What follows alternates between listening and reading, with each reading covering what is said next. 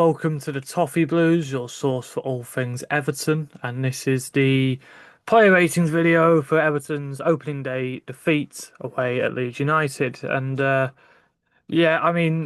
just briefly talk about the game itself at the start, I think, optimism was quite high going into the season, but there was also a lot of trepidation about the fact that, our business isn't looking like it's quite done yet, and there's still um, players needed in several key positions really that hadn't been addressed yet, and obviously the injury crisis, well, a crisis in inverted commas, I guess, leading into this game, particularly defensively. Both Mikalenko and Bramthwaite out. It's looking like Asnu would be out as well, based on the fact he wasn't on the bench. Left us without a recognised left back of any sort. So James Garner ended up filling in at left back, which yeah, wouldn't have helped optimism levels before the game. And yeah, as it turned out, especially in the first half, we were pretty much just trying to weather the storm. Obviously, the crowd were very much up for it, and the initiative was very much with Leeds, riding the momentum of last season. And I think we actually did very well to weather that, to be honest. Obviously, there's a lot to be said that we really didn't offer anything at all going forward, really, in the first half, which was frustrating.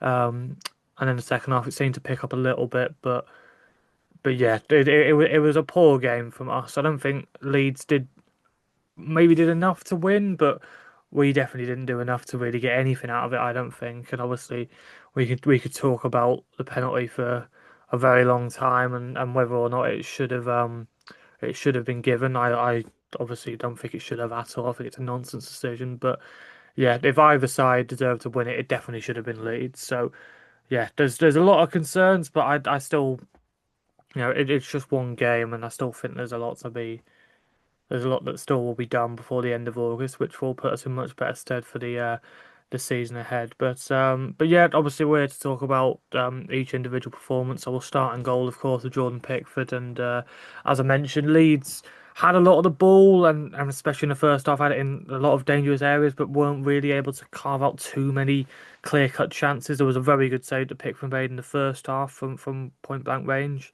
Um, but otherwise wasn't really tested in the first half from memory. There was a few more in the second half that he maybe had to make, and I think he was very unlucky not to save the penalty as well.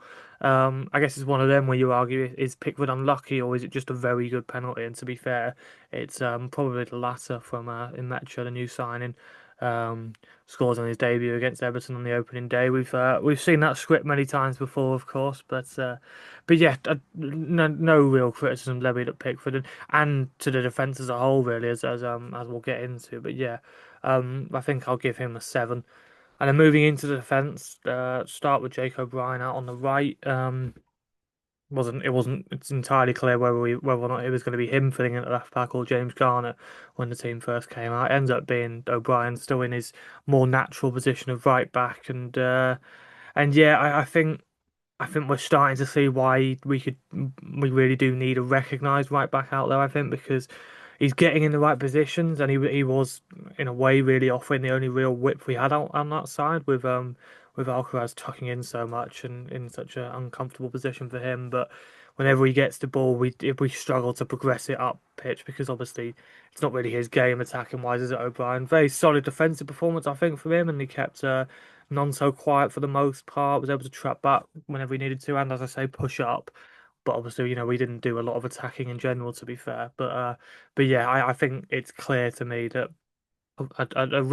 a natural right back who is better than Nathan Patterson basically should be high up the list of priorities for the final few weeks of the transfer window for me. So yeah, well, I'll give O'Brien a 6, but well, by no means a poor performance from him, I don't think. And then moving across the defence, Tarkowski and Keane, I thought both actually did their job very well. I thought Tarkowski in particular was pretty commanding. They were trying to go down the flanks as much as possible, especially with obviously Garner in such an unrecognised position and the pace and power they offer on those wings. But any crosses they got into the box, we mostly dealt with. Um, and Keane in general, I think in particular, obviously comes in for some criticism whenever he's in an Everton shirt. I actually thought he did his job very well yesterday. And any criticism levied at him is pretty much unfair. I don't think he was anywhere near um, the worst performer or anything to do with the problem of why we played so poorly, to be honest. And obviously, we hope that Bramford is back as soon as possible. But I think for the most part, as long as he's sharp, I think Keane is a decent enough option at centre back, and I'll probably get a bit of stick for that. But I do genuinely think that. And so yeah, I'll give the pair of them a 7. Obviously, Tarkowski made all the headlines with the penalty decision. As I've mentioned, I don't think there's anything more he could have really done, to be honest. So I sympathise with him completely, and I think it's very unfair that officially he has to go down as being at fault for us losing that game. But I don't think that's a very fair reflection on his performance as a whole, to be honest. So yeah, I'm giving them two both a 7, and then James Garner at left back. I think just that alone, just the fact he's in a position where he's pretty much never played before in his whole career. Um, you have to give a lot of you have to take that into consideration a lot, and give a lot of weight to that when giving this rating. So I have given him a 7, which some people may disagree with, but as I say, it is mostly just to do with that. And I honestly thought he grew into the game very well and visibly grew in confidence. He made a quite a shaky start. Obviously, that the first 10 or 15 minutes of that game was always going to be very difficult for us in general, but for him it must have been particularly difficult being in such a different territory to what he's used to. But I thought he grew into the game very well and looked a lot more solid. And I also appreciate the fact that he trusted his left foot, because I think we've seen before when players are put into unfamiliar positions on their weak side, they're constantly just trying to get it onto their right foot. Dwight McNeil is a prime example. I think whenever he's in a away from the left hand side, obviously we all know just how poor his right foot is, but Garner was trusting his left foot, and for the most part, it wasn't even really too noticeable that it was his weaker foot, to be honest. So yeah, a lot of credit has to go to him, I think. But hopefully next week he'll be able to push into his more familiar sitting position, which, as I've mentioned throughout pre-season, I actually think really suits him and could bode well for the season ahead, provided we don't sign someone else there, of course. Then moving into the midfield, speaking of, again, Timu Abunam is another one that has come in for a lot of stick. I actually thought it was one of his better games for us, to be honest, in a competitive sense. I actually thought with two, natural centre midfielders with him, I actually thought he looked a bit more reassured. And at times he'd be the sitter, and at other times he'd be the one pressing forward trying to win the ball.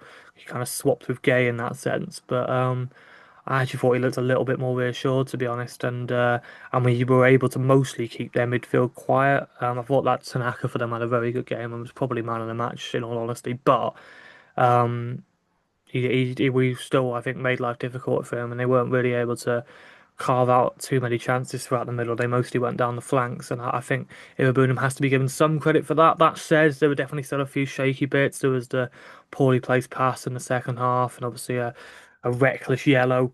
Um, but I feel, his positioning, which is something that he gets criticised for a lot, and shows the rawness of the player, I think looks a bit more improved to me, to be honest. So yeah, I'll give him a 6. I wouldn't give him any higher than that, but I don't think he played as poorly as some people maybe are making out. But hopefully we can get a few more options in there and potentially get him out on loan for the season to gain some more experience.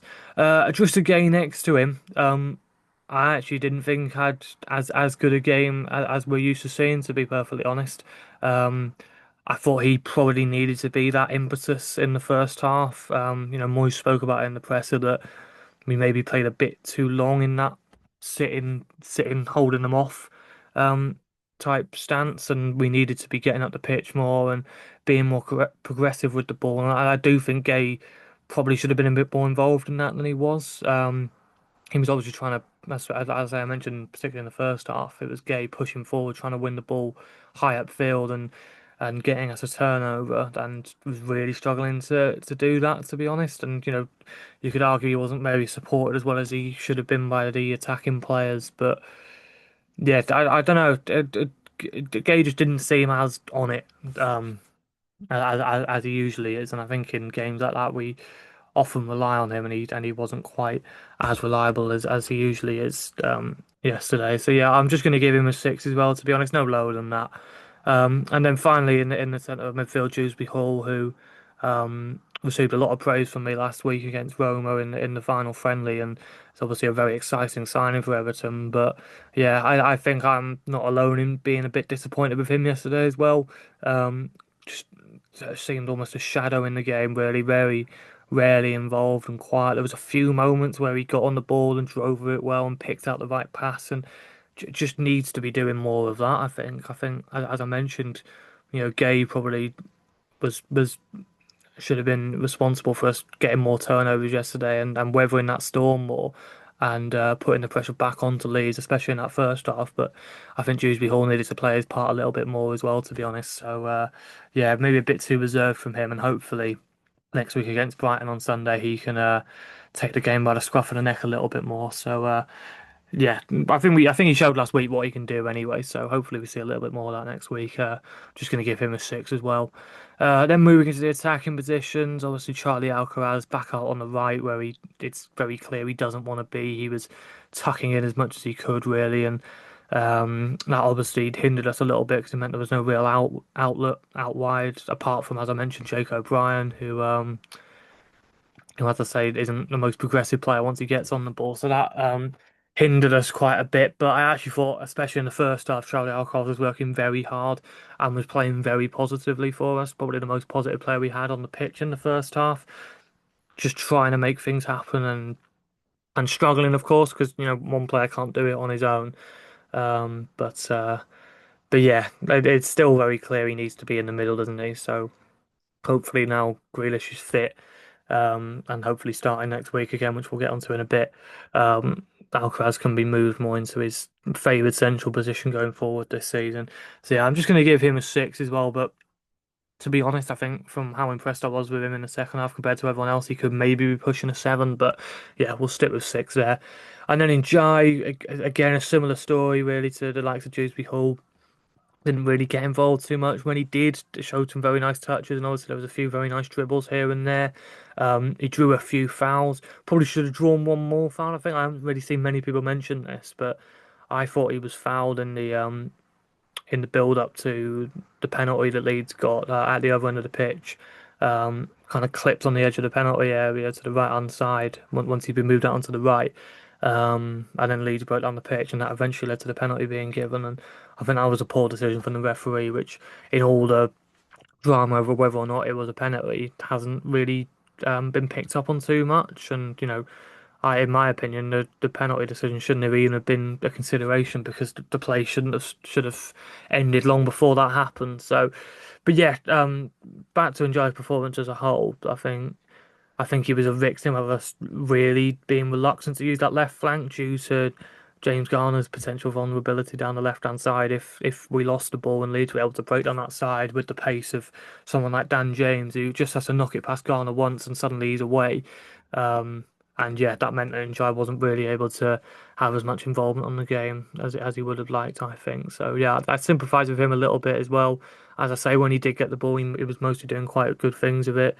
Um, yeah, it must be a frustrating game for players like that, especially in the first half when we're just offering absolutely nothing attacking wise. So yeah, I'm just going to give him a six again because, as I say, I sympathise with the situation that he found himself in.